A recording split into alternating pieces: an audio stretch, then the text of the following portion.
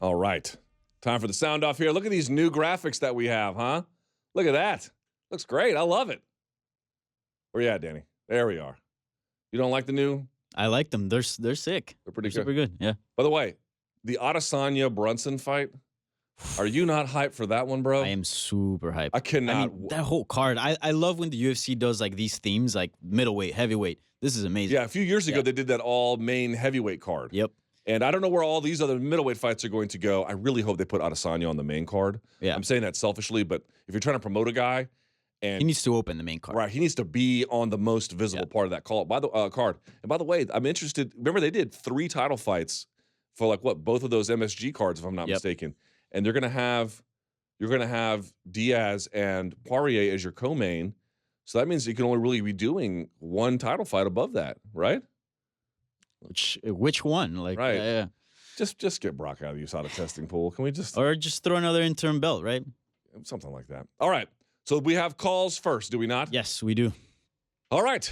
You said they were good, yes? They were good, yeah. I was surprised, actually. I think we had more tweets submissions than calls, which is usually surprising. It's usually the other way around. No, but they were still pretty good. People are, here's the thing. We appreciate all the tweets. The calls require a greater degree of effort. And I feel like our audience, as mouth breathers, which I accept as a mouth breather, they're just a little lazy.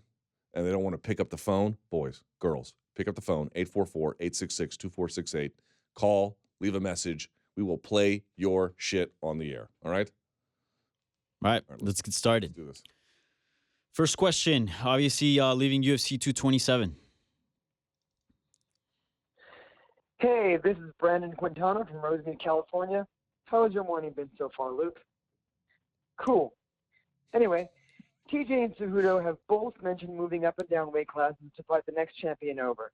TJ wants to move down, Cejudo wants to move up, but what is best for business? One could argue TJ's bit of star power could shine some light onto the flyweight division, and on the other side of the coin, Cejudo moving up in weight and fighting the bigger man could bring some legitimacy to the flyweight division. Give us your thoughts. Thank you. By the way, we had this debate on the MMA Beat last week about what was the best fight to make, TJ DJ at 135 at 125. I believe firmly I won that debate. That is not a fight you can make at 135. That is a much more interesting fight at 125. What say you, Danny Segura? Is that really a super fight anymore? I mean, hold on. I'm not making that claim. What's a better physical fight? More competitive. What I mean by that is which one's more competitive? Which one's more competitive? I would say competitive-wise, I think, if TJ drops to 125. That is the correct answer, Danny Segura. It's not the correct answer. It's my opinion, right? But as far as maybe what performance-wise, what's the highest level of fight, it might be at 135 because I'm telling you, TJ might make 125, but I think that's going to have to come with some sort of repercussions on his performance. So if you want to see both guys at their top, and Henry Cejudo is not a small flyweight, I think 135 is where we get the best fight. All right, now to answer the question, though, I was glad to see Dana White say, yeah, let's cool it with the super fights. I am so happy to hear that. And frankly, it couldn't happen at a better time. I don't want to see TJ go down. I don't want to see DJ go up. I don't want to see Henry go up. You have clear order of business in both of these weight classes. You need to do a rubber match between DJ and Henry, for sure.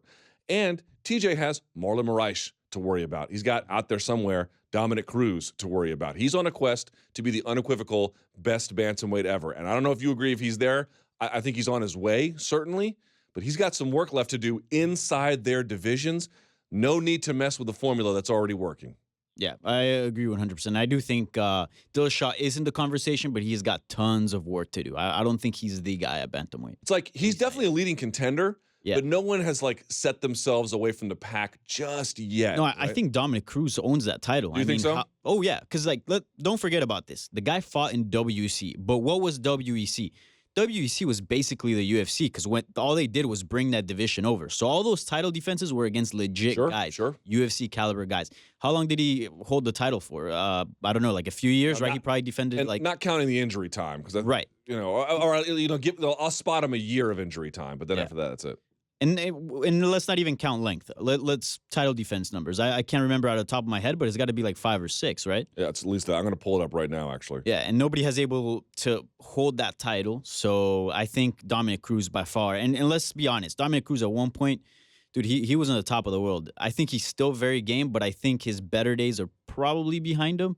So you got to consider that. And plus, Dominic Cruz has a win over TJ. So how can you not make the argument that Dominic Cruz is the best bantamweight? Because if you want, you can play MMA math, and if you want, which I'm not going to do, but if you want, you play MMA math, and you can say, wow, look how well Cody did against Dominic.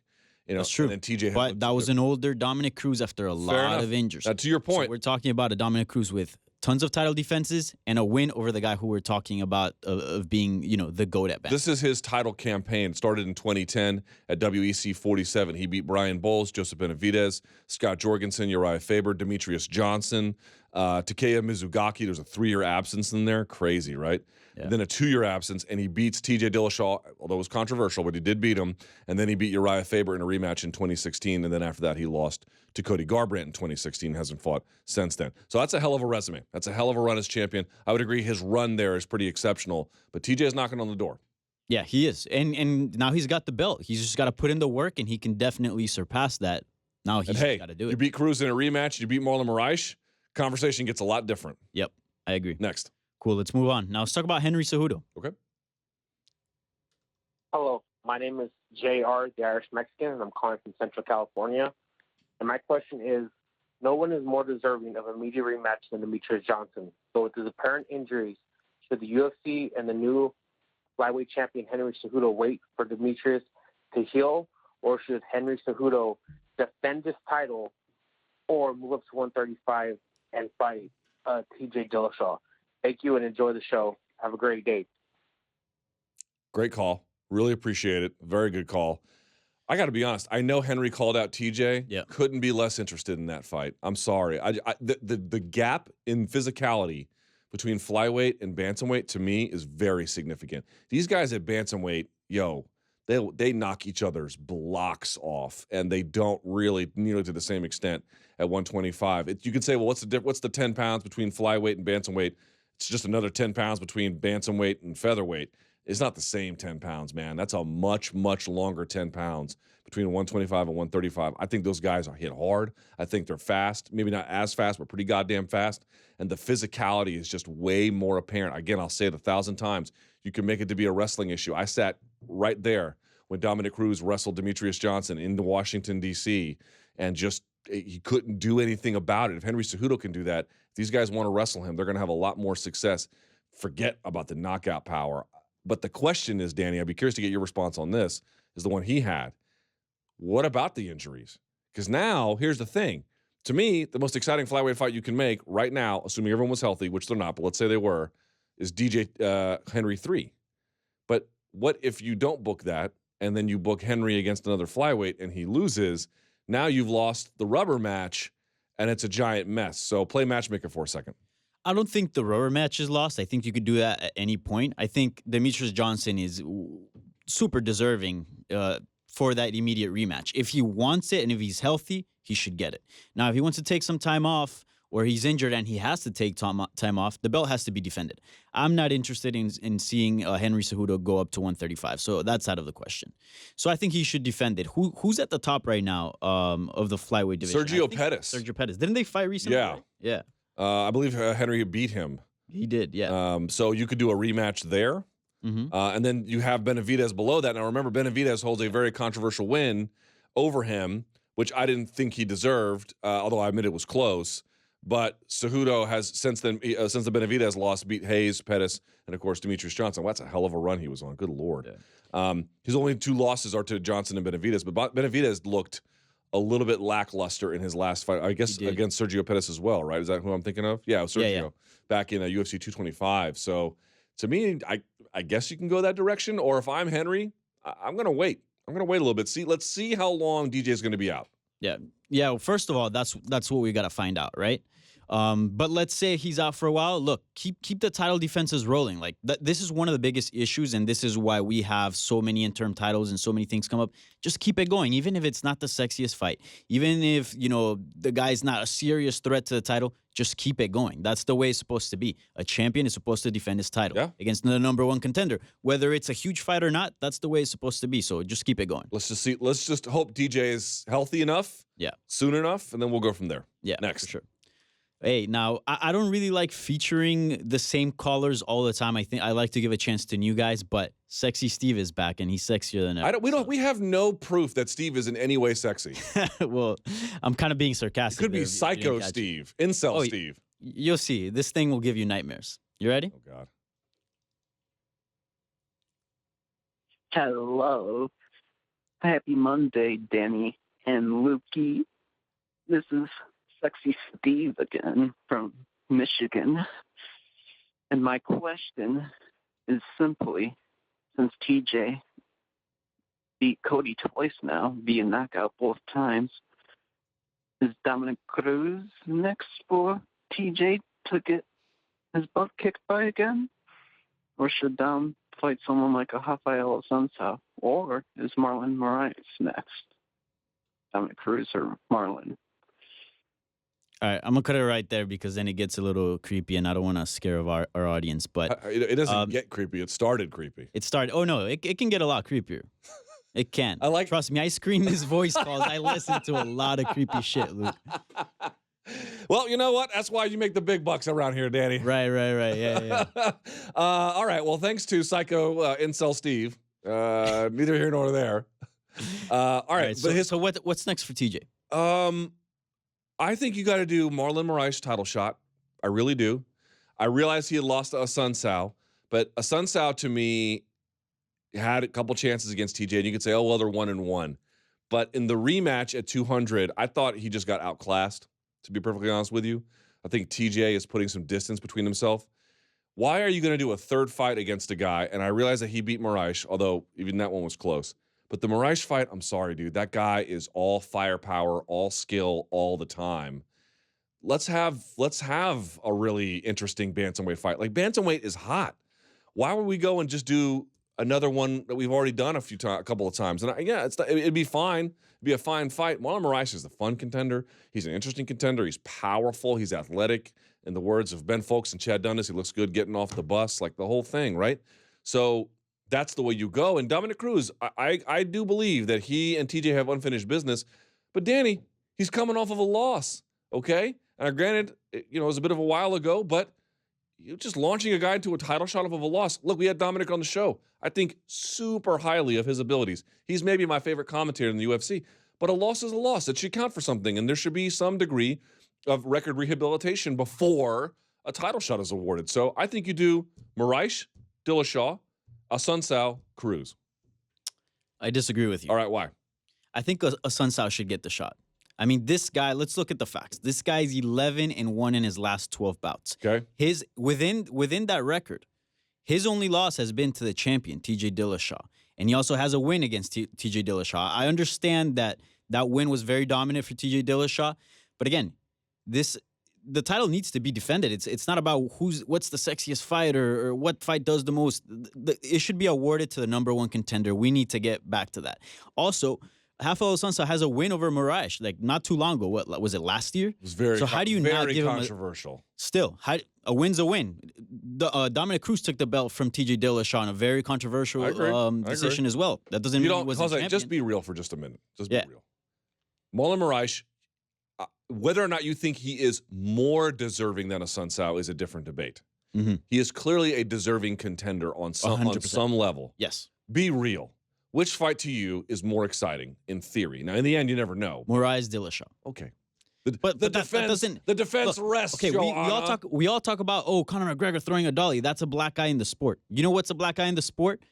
Rafael Assunção not getting a title shot. Bro, the man has put in the work. The man needs a title shot. I don't know. Same thing with Dustin Poirier. Like if he had never fought TJ, I'd agree. But they fought twice already. I'm happy to see him fight a former champion, Dominic Cruz. And I would say this: if you're going to make the Moraes fight with Dillashaw, okay, you put Cruz and Asuncao on the same card.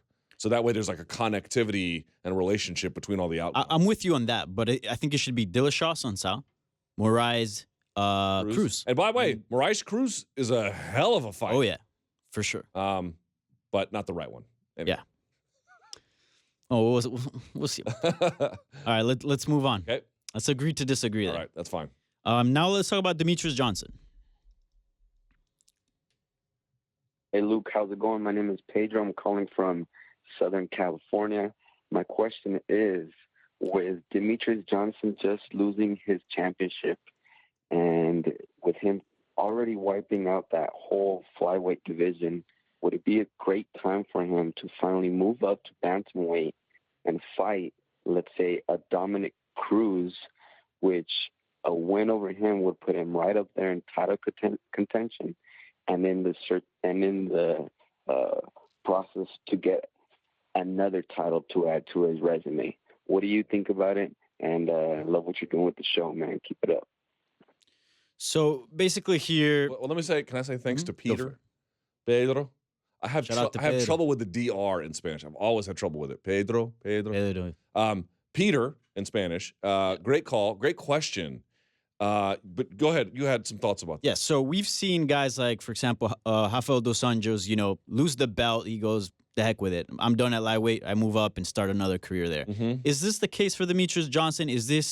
Could this be a fresh start for him and move up to 135? So let me just say this real quick. This is not going to come as some kind of great surprise to the world, but the rankings are fucked up beyond all repair. They are foobarred real badly. But the foobarriness, if that makes any sense, actually works in the fighter's favor if you're at the top of the division. It works against you if you're not, but here's what I mean. I've been saying this to managers and fighters whenever I've had private conversations with them. You see Stipe Miocic out there being like, I should get an immediate rematch. And you can make an argument about it one way or the other, but that's not my point. My point is when Francis Ngannou lost to Stipe, where did he end up after that loss in the rankings, Danny? Number 1. Where do you think Stipe Miocic is right now after losing? Probably number 1. Number 1. Where was Jose Aldo after he lost to Max Holloway? Number 1. That's an issue. If you are in a title fight and you lose, the rankings panel, they suck ass, but they're going to do you a solid. They're going to put you right at number 1. And if anybody is going to end up at number 1 after a title loss, it's going to be Demetrious Johnson, for crying out loud. So I don't understand the argument. Like, if you wanted to make an argument about, like, let's see what he could go and get another belt and how he could do there. Well, number 1, okay, I would agree that'd be kind of interesting, but DJ has not really seemed all that interested in that. He left bantamweight for a reason. And number 2, why do you need to go and worry about beating Dominic Cruz to maybe put yourself in title contention when you're the number 1 guy in your weight class? Folks, fighters, listen to me, please. If you are holding a title and you lose, or you're a number 1 contender and you lose, don't worry. You're going to be a number 1 contender when the fight is over. Darren Till, if he doesn't beat Tyron Woodley, I've got great news for you. You're going to be the number 1 contender. It happens after every fight. I don't understand what everyone's so worried about. You're right there. Danny, Yeah. I know I'm yelling, but it just drives me crazy. Is no one looking at the rankings? Yeah, the rankings are ridiculous, but I agree with you on this one. I mean, first of all, the weight difference between bantamweight, like 10 pounds might not seem like a lot, but 10 pounds at that weight is a lot. And I don't know how many people have met Demetrious Johnson. I've interviewed him. I've met him in person a number of times, and I'm not a big guy whatsoever, and I'm significantly bigger. He's chiquitico. He's very small, yeah. So I don't think the weight cut for him to 125 is too tough. No. And to deal with bigger guys and the opposition at 135, man, it's tough. If you look at the top 10 or the top 5 from 135, I would make an argument that it's probably more competitive than the top 5 at flyweight. So, did you see this article from Mark Ramundi which one? about all but 6 fighters came in over the California regulations? I saw the headline, but I haven't actually dived into the article. Biggest jump in weigh-ins from fight day belonged to Alex Perez, who went from 126 on Friday and fought at 146 on Saturday. 6 fighters who came in below the 10% mark were Cody Garbrandt, Cub Swanson, Kevin Holland, Weili Zhang, Daniel Taylor, excuse me, and Wuliji Burin. No name of TJ Dillashaw, right? No. Interesting. Heard of this? Interestingly, Garbrandt weighed the same on fight day as Demetrious Johnson, who fights in the division below Garbrandt.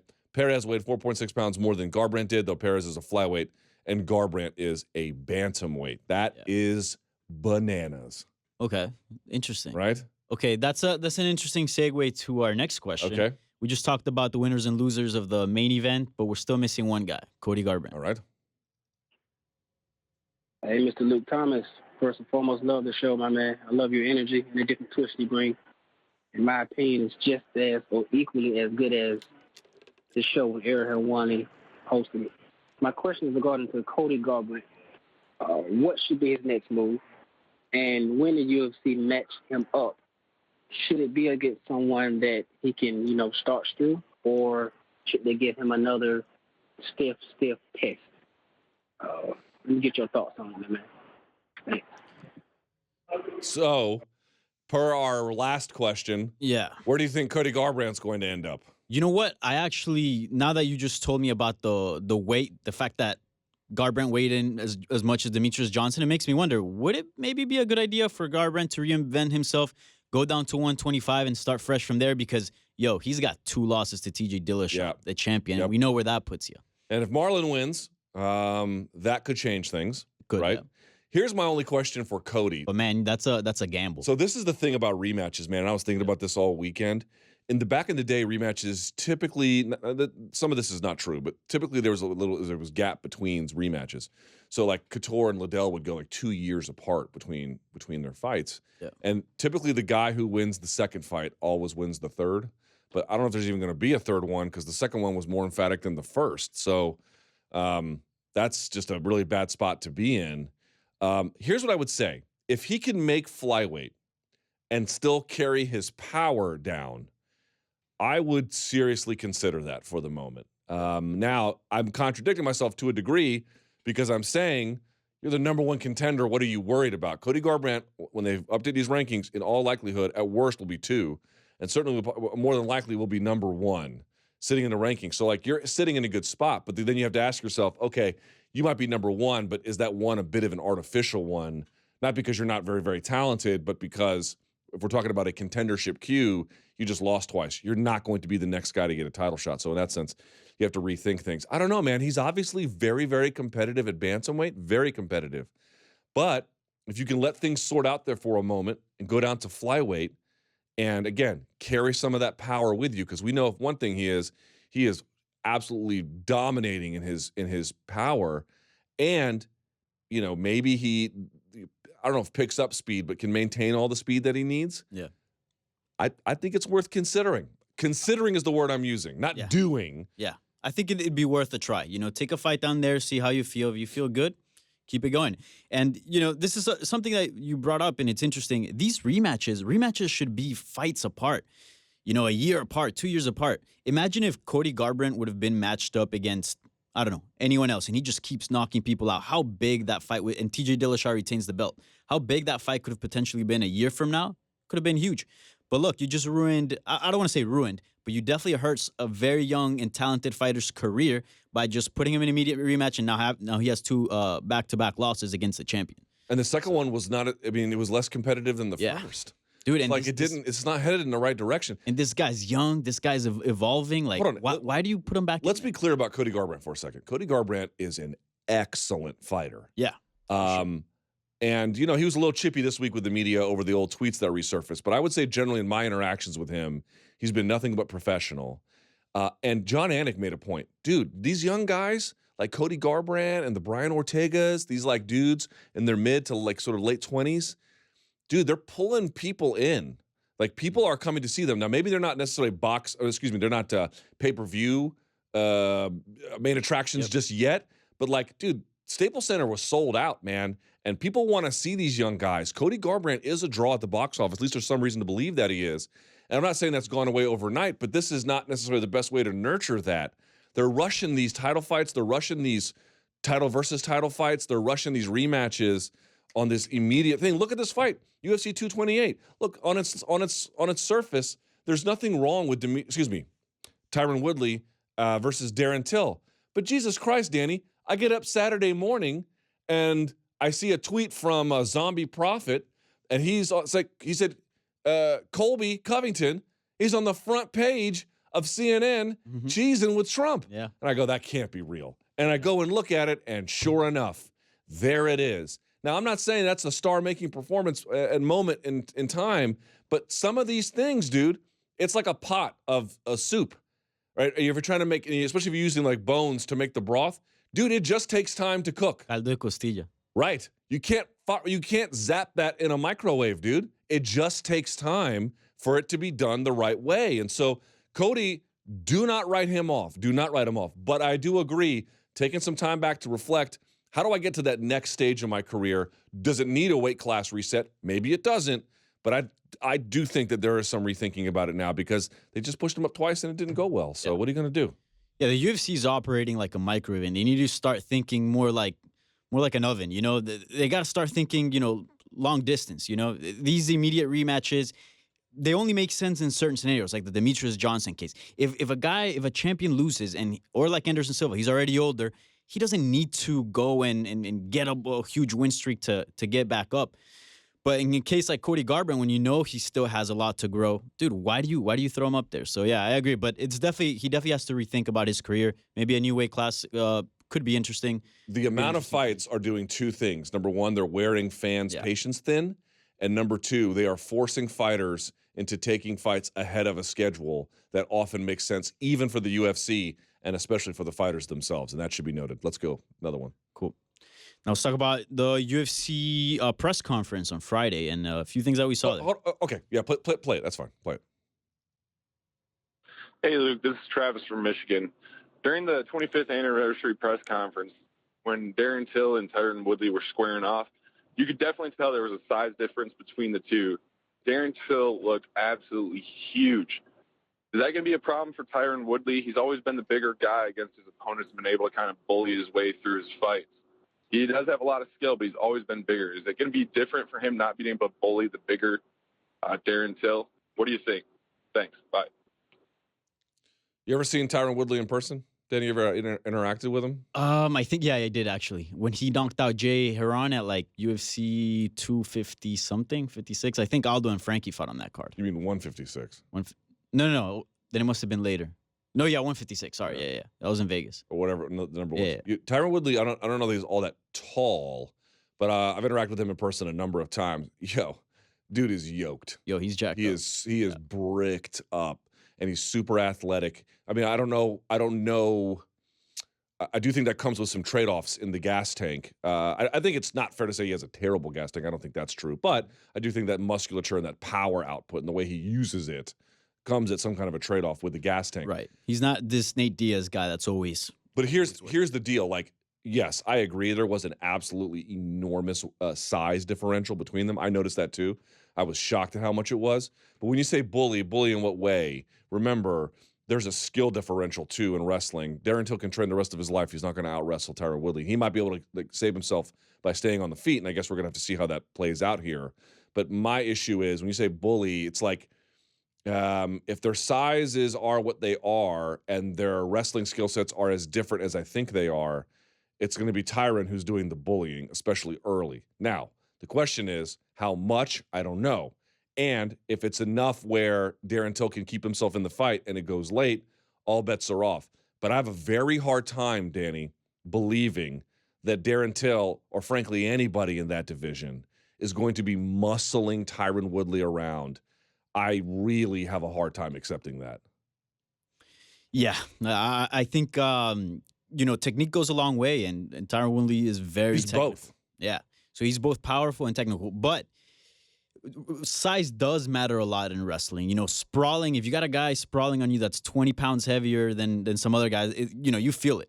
So we'll see how that plays out. We'll see even if Darren Till makes weight, to be honest. But, man, that size difference looked ridiculous. Who do you think is stronger in the weight room, which is not the same as functional strength, but who do you think is stronger in the weight room? In the weight room? I'm going to go with Woodley. Yeah, there's just looks like the better athlete. Like if I were to look at both guys, who looks more athletic, who could probably do crazier shit, Probably Tyron There's no doubt in my mind he's better in the weight room. Again, that's not the same thing as functional strength, but very true. oh, by the way, other thing, if you're wrestling somebody and you're bigger than them, I can say this because I'm bigger than most people I often have the opportunity to train within a training environment.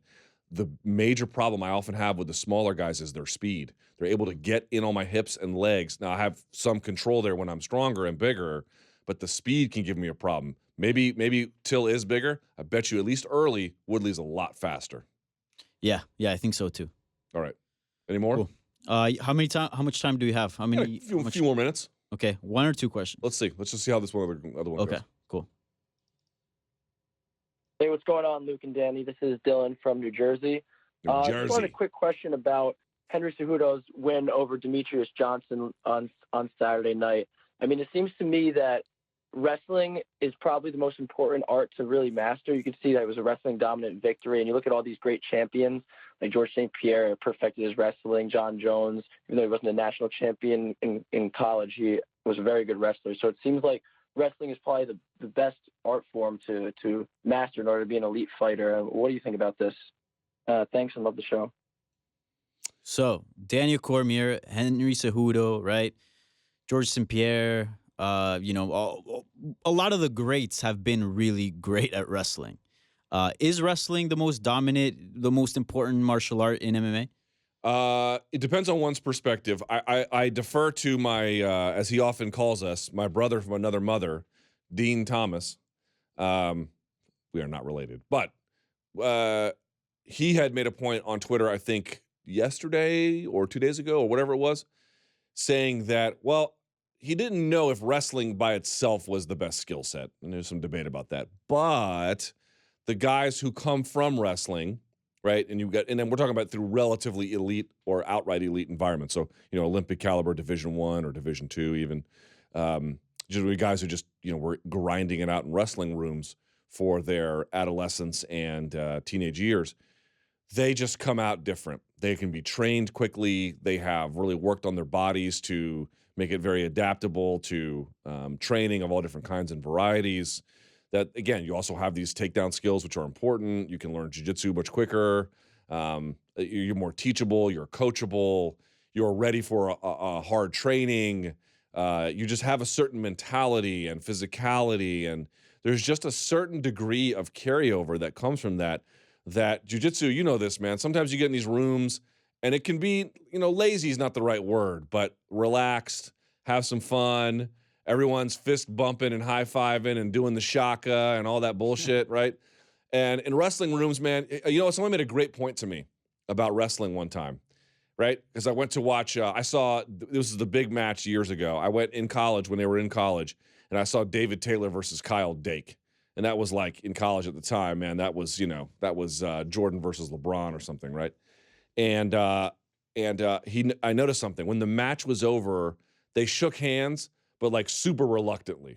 Like you had to just by virtue of the rules, but there was no custom to it, okay? Uh-huh. And he goes, you ever notice that at the end of wrestling matches, these guys barely shake hands and acknowledge each other?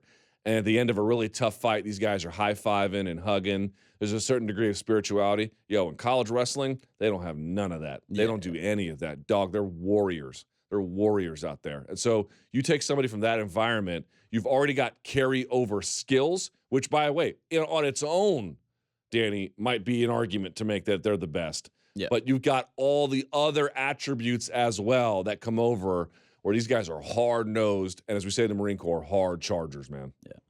I didn't know. I haven't heard of Dean Thomas take, but that's Dean Thomas, by the way, an underrated follow. But go ahead. I will follow him now after the show. But yeah, that's something that I had in my mind. Like, sure, like wrestling has a bunch of attributes, but it comes with a certain mentality. Like being in the wrestling room, I wrestled in high school. Like that thing is as close as you can get to child abuse without it being child abuse.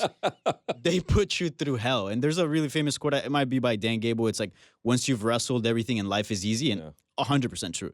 I mean, in wrestling, like look at Daniel Cormier, like all the adversity he's had to go through, the losses to John Jones, and he's still so persistent. I believe Henry Cejudo, after winning the title, he said at one point he was about to quit, but he didn't. Like the type of mentality that wrestling breeds, There's no quit. And yeah, 100% as far as like no shaking hands after the match. It's really like a custom thing, but you don't really like, you just kind of throw your hand out there and then you have to go and shake the opponent's coach's hand, and then you go back to your coach and he yells at you whether you win or you won. Yep.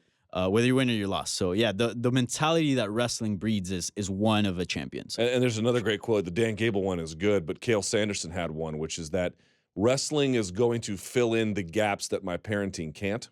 Yeah. Right? So if you're a good parent and your kid's in wrestling, they're just going to get a certain degree of positive but tough character development that's going to make them ready for all kinds of life challenges, whether they're on the mat or they're off. And all the wrestlers I've known have at least exemplified some of that. You get the super elite ones like a Cejudo or an Olympic gold medalist, you know. Yeah. They're just a different level. So, and also like the mechanics of wrestling, like wrestling, you're going 100% it's a sprint. the whole time. It's a sprint. Oh, it's a sprint minutes. the whole time. Yeah. And in jiu-jitsu, like you tap out, you get into certain positions, and you know you don't want to get anything hyperextended, so you stop the match. There's a lot of stalemate on positions. So by definition, you're already resting a lot. In wrestling, it's nonstop. So that does something to you when you're nonstop for your whole life, years. Imagine Henry Cejudo growing up, I don't know, like 8 years old, just wrestling every single day. Like that does something to your mind. Yeah, it really does.